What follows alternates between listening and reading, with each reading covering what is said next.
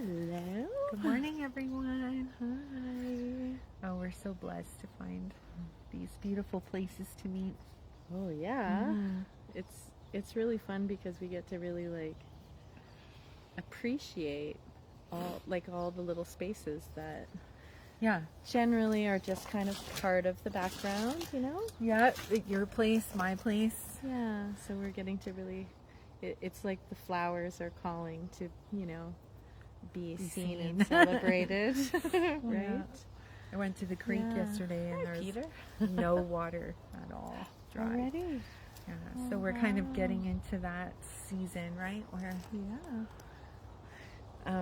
things are warmer and blooming and Yeah, so we're hanging in like the sweet redness of the rhododendrons, and sweet kitty's here visiting with us. She really wants to be seen here. petted. Hello. She always has. She's like, you're actually getting together for me. Yeah. Would you like to come on camera? Yeah, if anyone's on camera and sees the cat or feels the cat and get any intuitive hits on her, let me know. It's going to be hard to not pet her the whole time. If you want to come over here on my lap, I'll pet you the whole time, but I'm not going to keep turning.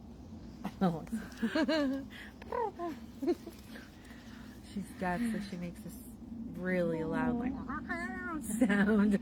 Anyway, aging, right? We got to find. We got the grandmother here, grandmother cat energy. Good point. She's pacing back and forth, purring behind us, we're bringing gonna us just leave her there. Vibrational healing. Yeah. Easy. So we have some fun stuff to talk about today. It's really fun that we get to drop in and do this in, to me, what's called emergent work, where we're just in what emerges. Yes. And before we went on today, we were talking about your weekend in a dance workshop. Yes. And what emerged from there, and the relational aspect of life. Yes. And when I was landing, I was just saying, to me, vital life tools, as I was contemplating, are dreams and intuition. Because intuition to me is like one of my most vital life tools. Yeah. Indeed. So those are a couple things that I think are just sort of up today.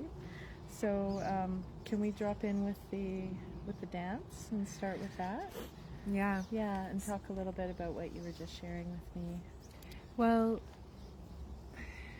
it's based in personal awareness, because self-awareness is key to healing. It's key to surviving, thriving. It's everything, right? So in this, we were exploring relational, and we've talked a little bit about that through the HeartMath training as well, or teaching. So, that self-awareness of what we're putting into the field, what we're feeling, and what we're putting into the field is so important, because other people around us are in that field, and we're sharing that field, and we're relating and exchanging information all the time, consciously, unconsciously, verbally, non-verbally. And so in a dance container, it's a 5 rhythms container, we were exploring relational energetics, and we were exploring, coming into someone's field, and what that exchange is. And again, it's a nonverbal space, so it's all through physical movement, not through talking. And exploring, your exchange with the people around you. And so whether it's like, no, I'm kind of not into the exchange, or let's kind of dance and exchange, or having that very personal contact with, in the dance, maybe you're touching or looking at each other or copying each other's movement. There's quite a lot of energy that can move and be generated by more than one person being in the same movement, right? So there's so many opportunities while freely moving. It's self-directed movement. There's light facilitation, but there's so much information that gets exchanged when you come up on a person in movement, and whether you go deep or not, it's still quite informative if you're aware of it, right? So I've been doing this dance for, I don't know, we've been 8 or 9 years. It's been a long time, and for years, even up till this weekend, the facilitators would say, if you choose, grab a partner, and I'd be like, oh, like inside of me is just like, oh, you know. Here's that feeling. Yeah, so being aware of the feeling, right? Uh-huh. And so and for many years just not pushing up against it at all, but then more and more in the last year, and even at this workshop, pushing myself, or inviting myself to sort of explore that discomfort a little bit more. And I really did get more insight around my feelings of trust,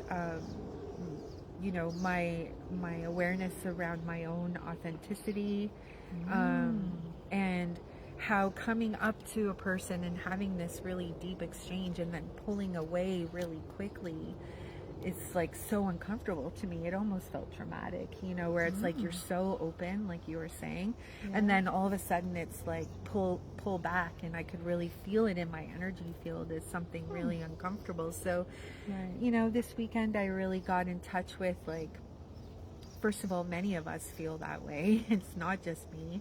And so I found some more acceptance for myself, but then really exploring that discomfort, and then having to kind of come back to my heart, remember who I am. Like, it's a real training, right? To work through our vulnerabilities, to work through our fears, to kind of change our baseline in our nervous system, which then impacts what we're putting out into the field. So, and it's all through movement, which is so cool. And the joy, the real supportive aspect of this is that when you're in dancing with yourself and others, and the music's great and the vibe is high, there's just, it makes you smile, right? It's just like that automatic joy. So sort of practicing that self-awareness and those vulnerabilities held in this container that's based in joy and based in acceptance and based in safety, it's a really good container to explore those areas and those feelings that your body will give you, or those emotions that can come up that you may not always be aware of, or slow down enough to acknowledge. But there's just something about being in that relational field and movement that brings awareness to you if you wish to take it. And so I was really exploring why it was so awkward for me, because I'd be like dancing, I'm in my zone, I'm connected with source, and then like a partner comes and I'm like, I'm okay with this, and then boom, I'm like okay, thanks for, all nonverbal, just trying to like dance, dance out of the moment, out of the picture. Yeah. Oh my God. But that real awkward feeling. So anyway, it was just a really self-informative experience, just, by doing this 5 rhythms dance movement. It's really interesting because it's like, it's bringing what we are doing in the world into conscious awareness. And and the fact that you're in a nonverbal field of dance is part of what makes it so striking. Yes. What I was getting was kind of like, like running into somebody at the grocery store and you're not really sure if you want to have a conversation today. How do we are we going toward? Are we going away? Are we and just that moment of hanging out together and having a conversation, and then when is the right time to leave the conversation? It's just, you're just giving words to all of that by stepping into a nonverbal space with it, and just having this exploration of what it feels like to just move with that.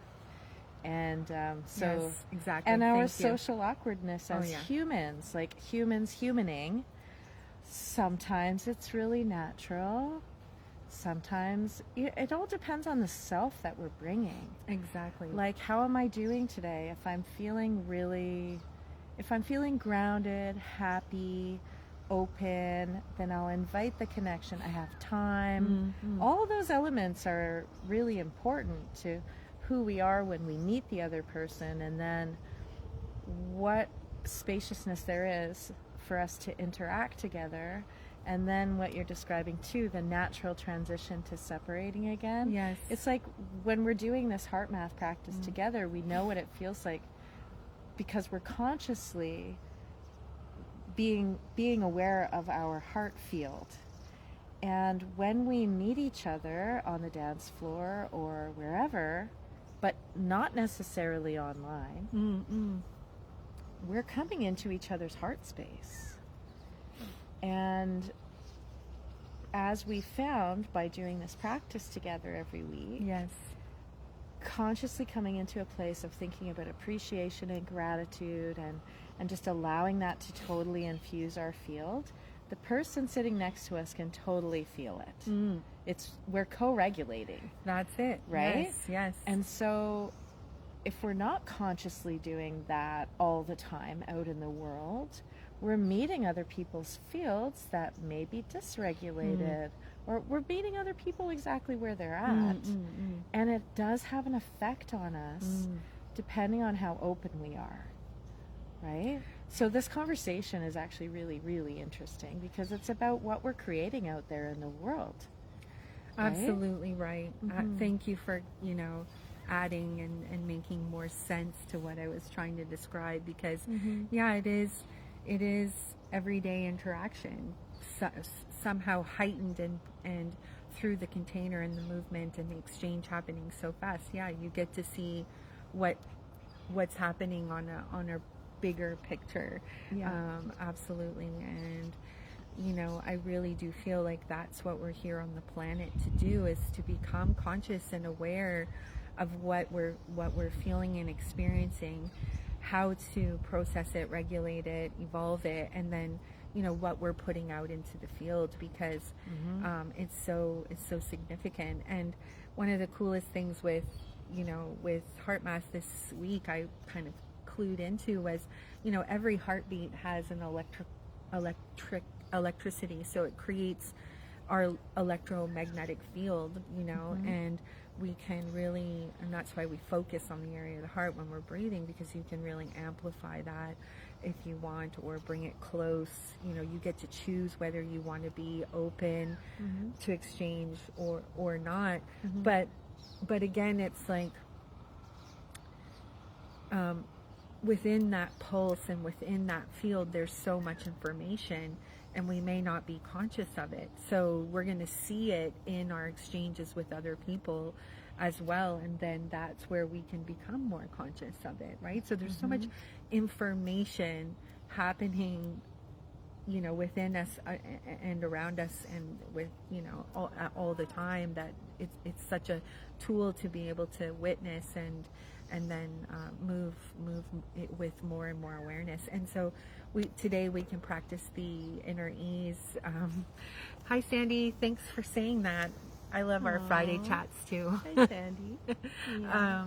Today we can practice an extension or another technique called inner ease. And I know you had another woman talking about HeartMath techniques today, where she was saying, or this week, where she was saying you can choose how you want to feel, right? And then project it into your day, and anchor that feeling so that it's running through your field without you having to consciously generate it. Sometimes that can work, other times you have to consciously generate it. It's just where you are in the practice. But what I was thinking about today was the inner ease technique, because a big part of what I learned through the weekend today, or the weekend experience, was to accept myself, and to accept, okay, I am feeling this discomfort. I don't really like coming up to someone's field and being so open, and then like pulling away can feel really disturbing. So again, I had to acknowledge those feelings and then go into my heart, regulate it, and then activate more of a feeling that I did want to have of ease and self-acceptance and safety, and then explore from that place a little bit more, and how that impacted my exchanges, and how I felt a lot better, rather than it feeling quite like ripping a Band-Aid off every time you're like, okay, this feels awkward, trying to get out of the move. I was just hearing when you were talking about that, it was kind of like rupture. Yeah. It's like we've blended our fields, and now like the separating just needs to be so gentle. Yeah. It's like having a weaving together, and then you need to gently just tease those threads apart instead of right? Yeah, and it did make me ask myself, and to inquire within myself, why do I feel open and can show my authentic self, but then soon after feel like that's a threat, that's uncomfortable, that I can't trust, that I need to pull away. Like if I'm, dancing and just dancing by someone, okay, but if they call partnership and you're dancing and you're practicing doing similar movement, or you're looking in the eye, like to me that just felt way too intimate. So where I started to reflect, where else in my life do I open but then feel afraid of the intimacy, and that's beautiful. And it was very informative, for me. So tender. Yeah. And so there's more exploration there. And actually it was interesting because it did bring insight to me, which then I did bring to homeopathy, which now has really served me overall, on that deeper level, because we come in touch with some of those aspects of ourselves that have beliefs and stories, and we've developed to compensate for pain or to survive, yet they kind of control us over time, because we kind of feed that energy, like I'm afraid of intimacy, let's say, just to sum it up. And sometimes we have these like weird thoughts, or we have these reoccurring thoughts that can just be very subtle, yet it's such, if we can hear those subtle messages and observe them within ourselves, those beliefs, it really can lead to more healing and more understanding of what's coming from our subconscious into our consciousness, right? Like comes slowly from the subconscious into the consciousness, usually through symptoms, usually through physical symptoms, usually through thoughts, emotions, patterns, behaviors. So when we can really tune into those subtle nuances of what we're putting out into the field, we can then, with homeopathy, we can meet those beliefs, stories, physical symptoms, sensations through the remedies, and more self-awareness, more healing. Right. So it really is. And liberation. Yeah, it's freedom from, it's like a getting off the hamster wheel of like stimulus response. Like we just have these automatic responses to things that, like you say, can come from the subconscious. Yes. And when we bring something to conscious awareness, that is stepping out of unconsciousness. Yeah, that's healing. That's it itself. That's evolving, that's thriving, that's healing. Yeah. And some of that feedback does come from the relational field, like from relating with others. All of it, maybe, right? Yeah, as much as we'd love to operate in a little vacuum, in our own little bubble, no, it's that's not not happening. It's not exactly like that. That's a fooled way of thinking. We've been conditioned that way. But so that message around intimacy for me, I won't even say out loud right now because it's so personal, but it also is something that I I exiled, like, oh no, like that's too uncomfortable. That's too wrong, bad, shameful, right? But once I let it come up and I could regulate around it, yeah, then I could look into the materia of the materia medica of the remedies and see that show up there along with physical symptoms.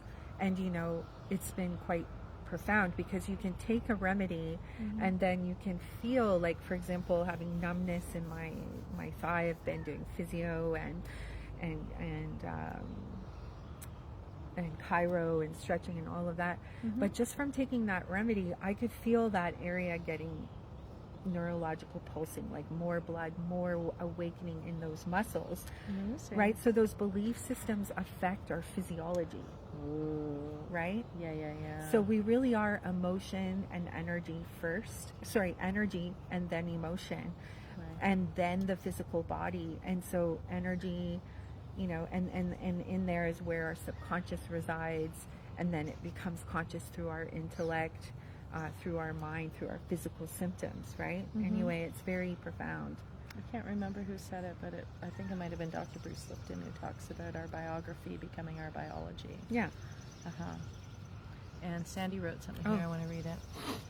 I think the electromagnetic field of the human heart and or body is called the torus. Yes. That's why they wanted us 6 feet apart during COVID, so that field is disconnected. Whoa, mic drop. Yeah. Absolutely. That's brilliant, Sandy. Holy cow. Absolutely. Yeah, I mean, the game is wow. real, right? Separate. Oh, that's amazing. That's amazing insight. Separate from yourself, separate from each other, because really, when we are in relational energetics with each other, there is so much potential for healing, for thriving, for evolving, for becoming conscious. So you're absolutely right. Yeah, brilliant. Yeah. And this So number 6 is interesting too, in that, like, why 6? It's so interesting. It's the number of spirit, isn't it? So, what was the name of the meditation that you were wanting to do? Oh, it's called Inner Ease. Inner Ease. Yeah. Ooh, I love that. Yeah. And I don't want to like skip too quickly ahead, but at the same time, like, what you were talking about is really interesting about all this becoming aware of the subconscious impulses. Yeah. And that being in this nonverbal relational exploration of being in our bodies together. And moving, right? You're moving energy. Yeah. Because we're not just walking like this. Yeah. I mean, you can if you want in the movement. That's welcomed. Anything is welcomed. Yeah. So you're moving, and I think that's an important piece. Right. That's generating. Moving the energy. So these things that come up to your awareness while you're dancing, that's so profound. Yeah, I love it. Yeah, I love it too. I know. It's just the so, best. Yeah. To me, it was like, I remember figuring out the dance is my therapy, and my body is my therapist, because it's giving me all this information about what's going on, where we can be in the world going through the motions, just putting one foot in front of the other, going to work, doing what needs to be done. We become very robotic in these things, and then we can forget that we're actually human beings, and this gets us back in touch with that being part. Right? Yeah. We're being, not doing. Absolutely. Good. Yeah. And I feel like together as a community of light workers and the global community who are consciously aware of the ascension process that we're in, whatever this movement toward enlightenment and full realization as human beings that we're on together, we are not doing it alone. Like, there has been this need to isolate along the path because, wow, this world can be very painful. Yeah. And so I think a lot of us as very sensitive beings have had a tendency to sort of pull in our antenna and protect ourselves. Absolutely. And here we are this is what I hear a lot of anyway, and as I witness in our group, is that it feels so good to be connecting with other people who have felt the same way, who have isolated. And it's like, oh, I'm finding my tribe, I'm finding my community. Other people have been going through what I'm going through, right? So there's this shared experience that we get to relate. And what we're doing is that as we're doing the healing work on ourselves, we're healing the collective, and that is what we're doing together, right? Each of us is holding this bright light, doing our own individual healing work to heal the world, right? Yeah, that's what we're doing. Hey. Yeah, and that's because we are conduits, right? We are our field, our Torah. Taurus? Is it Torah or Taurus? The Torah is the Jewish scripture, right? And the Taurus is the being in your own in the energy donut. Yeah. Right. So the toroidal field. Toroidal. That's the word I was looking for. Or Taurus. Yeah. Yeah. We're broadcasting. We're receiving and broadcasting. You know, we're depleting and renewing energy all the time. We're input, output. You know, inhale, exhale. It's all there. And so we really, you know, I've heard this time not being called the age of technology, which most of us would think, but more the age of loneliness, which I think is really a byproduct of, you know, many things leading us to this point. So absolutely the tendency to separate and be on our own was made to feel natural, but in fact we are supposed to be co-creating and co-regulating and you know, in relationship, you know, yet that can be the hardest thing for us as humans, is to be in relationship, because you know, like, it's bringing in the sacred mirror. It's like all the stuff we don't want to look at. And it can be hard to meet another person, like when you really think about it, like you over here are this whole collection of your physicality, your emotions, your spirit, your mind, your physical sensitivity, your energy, your past, your ancestry, your family, your descendants, microbial, your communities. Sure. All those things, all those right? things. Each of us is a whole universe.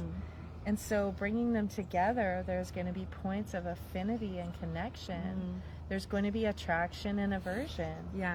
Right? Yes. There's going to be aspects of us that draw together. There's going to be aspects of us that push apart. And that's just two of us. Yes. When you bring in the 50, entirety 60, of, you know, or groups of people, groups in family, groups in communities, and the global community, it's the whole enchilada. Right? It's the full meal deal. It's a fiesta. Everything that is being human is present. And so so we're dancing with our light and our shadows. Because to me, the shadows is like, I had it described that each of us contains everything it is to be human. So we can identify with an aspect such as honesty and say, well, I'm honest, so I lift that up to the light and I define myself that way and say, that's who I am. And then I take the dishonesty and I shove it down into the shadows, and that becomes our shadow, right? Is whatever aspect of being we push away from ourselves. We exile. That's the word. Thank you. So when you're in this dance, when we're in community that way, we get to be present to all light and all shadow, all aspects of being human. And notice, just gently noticing the things we draw toward and the things we recoil from, right? It's like, whew. I couldn't help but That's notice a lot. as you were talking, this spider web thread was floating out of your head, like Oh, really? towards the camera. Ah. Oh, I just touched it. Somehow I can feel it on my hand. And it's just Ooh, these, the web. yeah, it's Ooh, just that's really so cool. cool. So We're getting pretty cosmic here, yeah, Jen. we do. You know, another just interesting aspect about what we're talking about is like through traumatic experiences, it is a brain injury, right? So your brain so if you've had any kind of trauma, difficult births, accidents, abuse, what have you, consider it a brain trauma and think about you know, there's a lot of ways to support that. But anyhow, and sometimes you can see executive functioning fail, and cognitive memories and abilities get you know, hampered with, you know, impacted by that trauma. So and coordination, you know.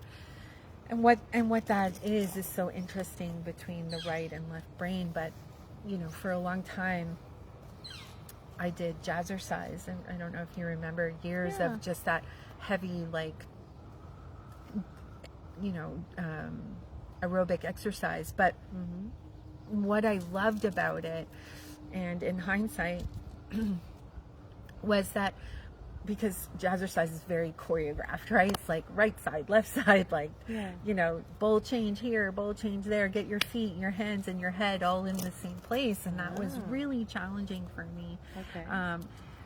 And so doing dance that's choreographed is really good for the brain recovery from those kinds of injuries, because it's getting the network and the communication between the left brain and right brain in sync. So they often recommend choreographed dance and movement for people who have, you know, Alzheimer's and things like that. Heard that. It's really good for the brain. Yeah, so it's a therapy for the brain, and so that was very beneficial for me. But the other thing that I loved about it was, again, all these generally women in the room moving in the same movement. There's so much power in that, like so much power in jazz hands and a bowl change, you know, when you're doing it in a group of women. Synchronicity. And generating that movement in the field. So I really loved jazzercise for those two things. But then as I kind of moved towards menopause, well, not kind of, definitely, you know, it changed. And now just in that self-directed, much softer impact movement, I mean, I can go high impact if we want in the 5 rhythms container, but again, like realizing that the movement is so therapeutic. And so I just really encourage everyone to consider dance, consider movement as a vital life tool, and, you know, put some music on in your house if you're feeling alone, or any density, or, you know, struggling with your conscious parts and your exiled parts, and like, you know, whatever, you know, to just put on some music that you like, because again, this is the feeling of the music we're talking about, and just let yourself move within that. It's just a very simple, free, creative way of and it's freeing. Feeling yourself. It's free and it's freeing. Exactly. Like, it's natural. It's a real liberation to let your body move the way it wants to move. Yeah. Yeah. And instead so of holding ourselves in all these stiff ways that are socially acceptable. You're going to love this one. I remember hearing at one point someone describing that the zone of the shoulders, like that it's really risky to raise your arms up here. Oh. Right? Because someone might notice you. Yes. Right? Yes. And that this is like the the no-go zone when you're dancing, you know, we gotta dance like this. Yeah. But as soon as you start going, oh! It's so true.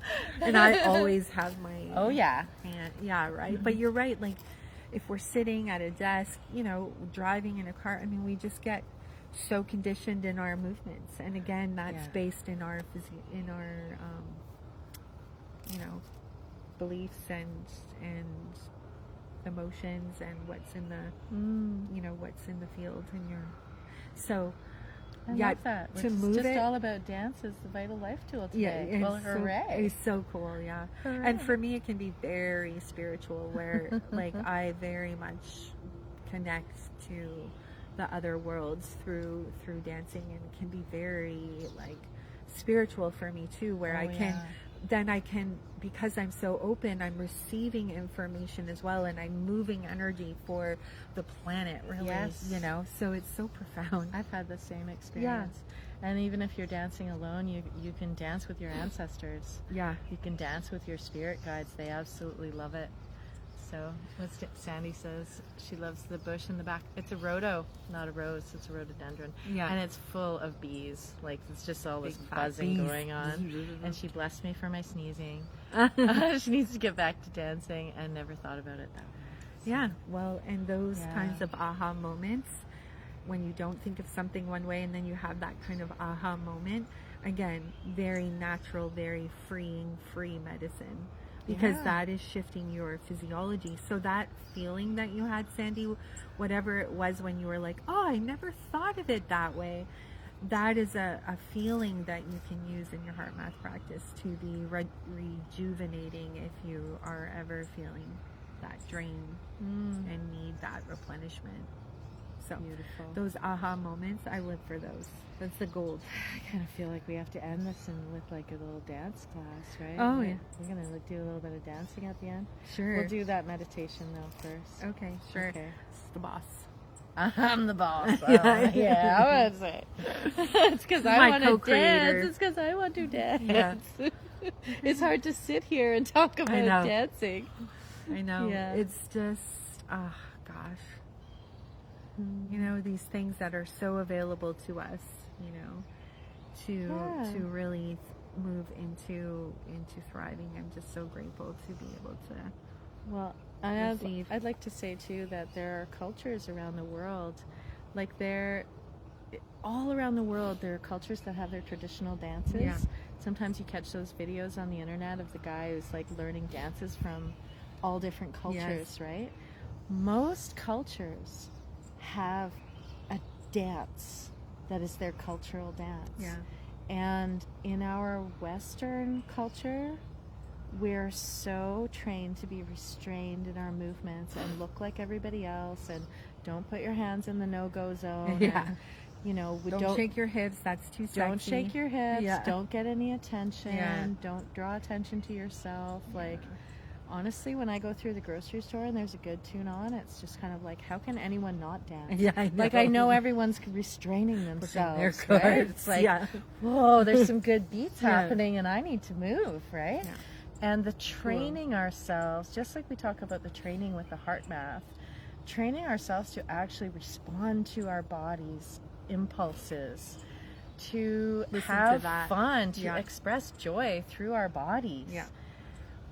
Like, it's a cultural conditioning to not move our bodies. Sleep when you're tired. Drink when you're thirsty. Yeah. Have a bowel movement when your body says bowel movement. Don't hold it in. Urinate when you listen to the body. Move the body as it's communing with you, because it is your greatest consort. Yes. It's just your greatest. An ally and teacher and best friend and temple. Yeah.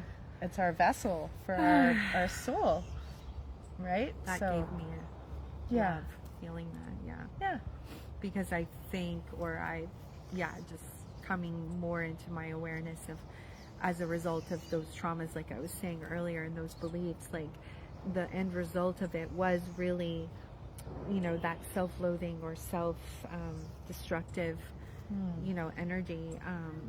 And my body has, you know, taken that from, you know, for so long. So it's just, when you say that, I'm really acutely aware of treating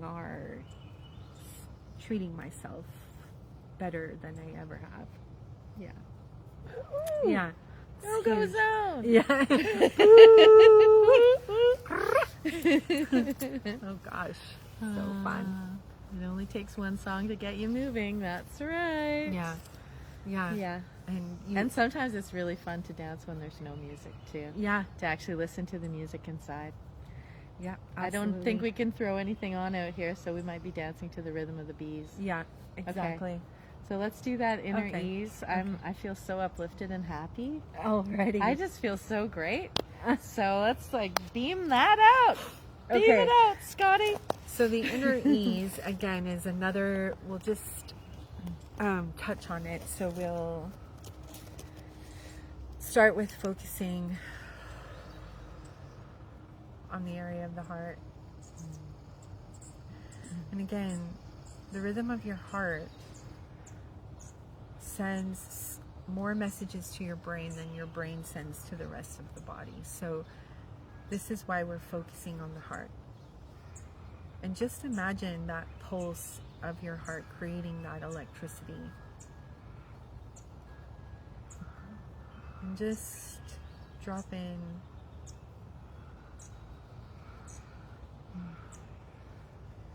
And this is the heart-focused breathing, which is the premise of all HeartMath technique.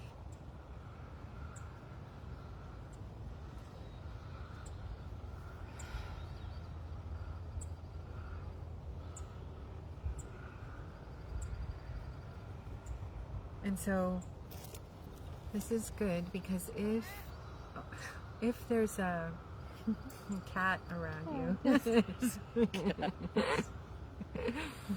if you are having a difficult feeling or something that's uncomfortable or pops up on you in the field from relating to someone else, acknowledge the feeling, right?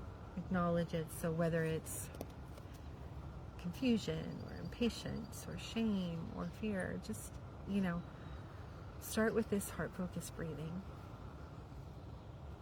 and acknowledge the feelings that are present.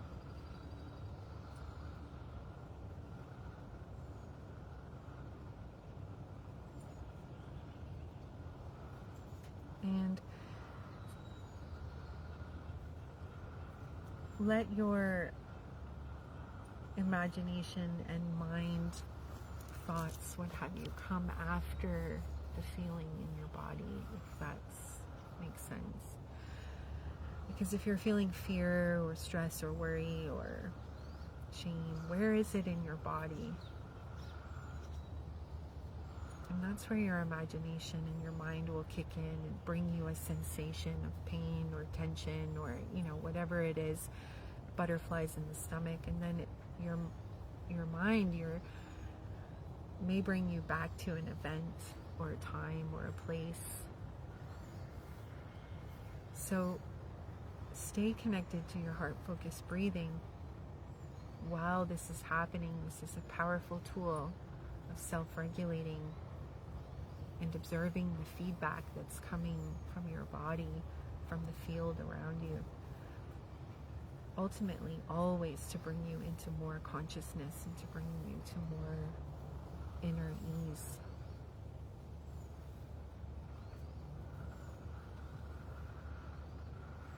And so right now, if you feel activated and you need to open your eyes, do that. Be present as much as you can with just witnessing the feedback and acknowledging the emotion.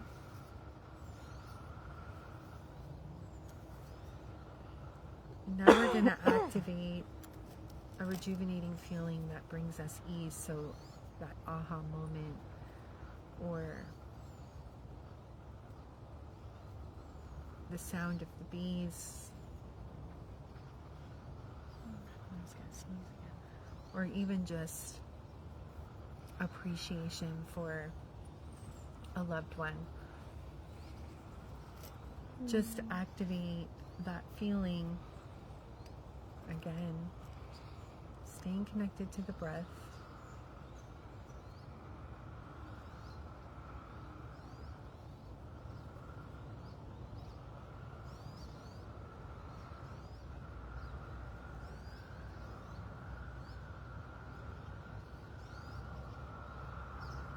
And just moving that rejuvenating feeling into the body with every breath.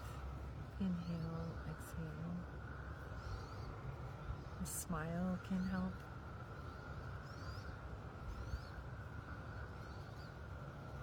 Holding your heart can help.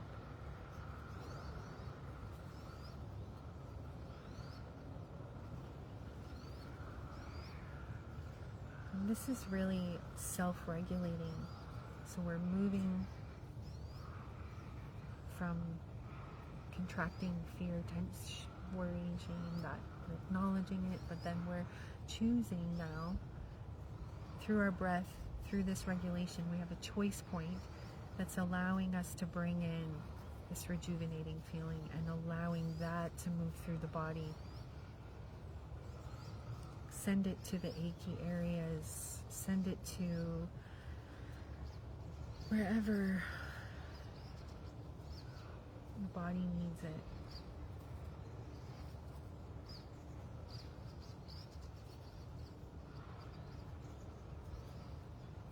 And then from this place in time, however long it takes you with practice, it could be 30 seconds, you know, it could also be 30 minutes, depending on what's needed. But from this place now of coherence, inner ease, you can ask for guidance, solutions,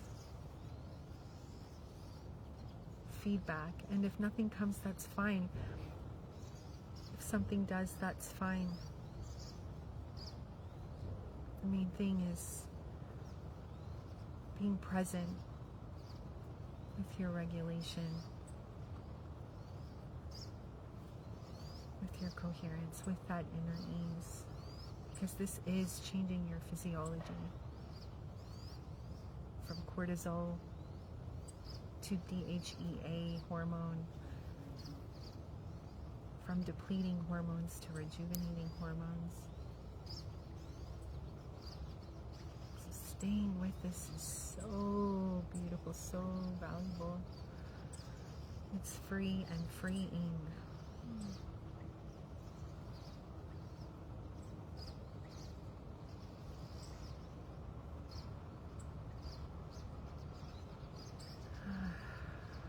Just felt a shift.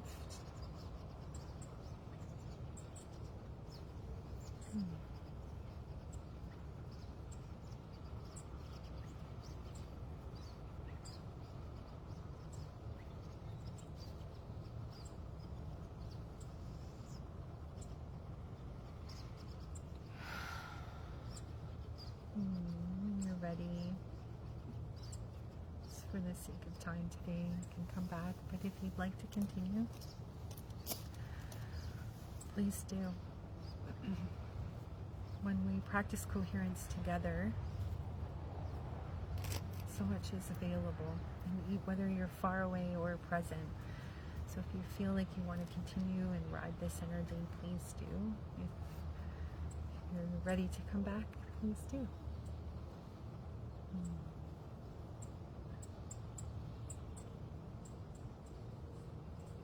Your cat likes it. She came back. Cat came back. It's almost like when I open my eyes, everything is so vibrant, even more so. Totally. That's lovely. Thank you. So what was the, anyway, I can look back to it. I think the friend who was teaching HeartMath this week, she was talking about the freeze frame, I think it's called, because that's where you want to kind of get into this coherent state and then project into your day how you want to feel. Because talking about projecting love into the future. Okay, yeah. Mm-hmm. So because your heart energy field can perceive in advance the moment of how you're going to feel, potentially, right? So just using that in your as a tool to really project into what you want to be feeling, especially if it's a stressful, nervous moment of relating. You know, if we really get that time is a field, not a line, then all moments in time are universally available. So there isn't really any future. There's just the infinite now moment. So when we're in the now moment, infusing it with the this sense of peace and coherence, then it's just available all the time. Yeah, and that's my interpretation. Of exactly right. And it's so powerful what you're saying, because PTSD is because our brain is locked in a feedback loop between the heart and the brain based on an event. But like what you just said, time is not a line, it's a field. And so that's why post-traumatic stress exists, because we can get a trigger that brings that on, and our brain and body doesn't know if we're 20 years ago or we're present or we're in the future. Right. So that's how using these techniques can really, really heal post-traumatic stress, and also start changing your baseline from those instinctual responses, fight or flight, freeze, fawn, so on. You can start changing that baseline so you become more and more resilient to navigate stimuli without getting triggered into that amygdala hijack, where we're now we're now in that response, right, versus this coherent response. Yeah. Maybe that's something we can talk a little bit more about next week. Yeah. PTSD. Powerful. It's a trip, right? To think of that. That time is not a line, it's a field, and what we can do for ourselves and each other is just quite amazing. Are we gonna dance? Yeah. Okay, so let's move our chairs over. I'm gonna move that out. Move the camera. For a second, move this over.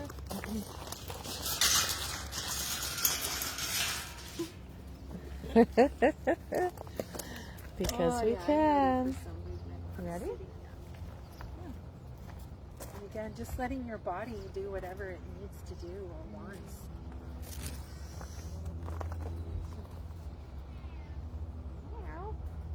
Where is that? Oh, she's in the garden. Oh. This hat's been so chocolate.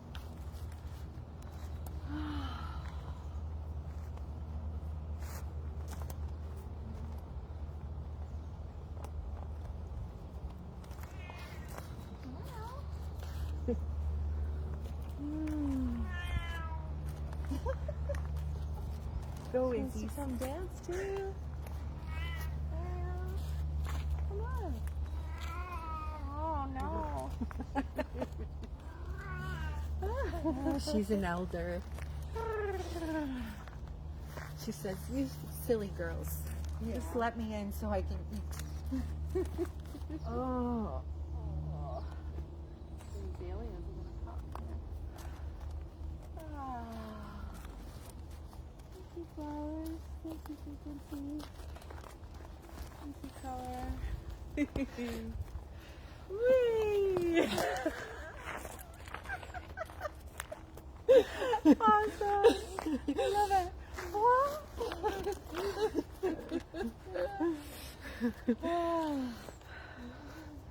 Thanks for being with us, friends.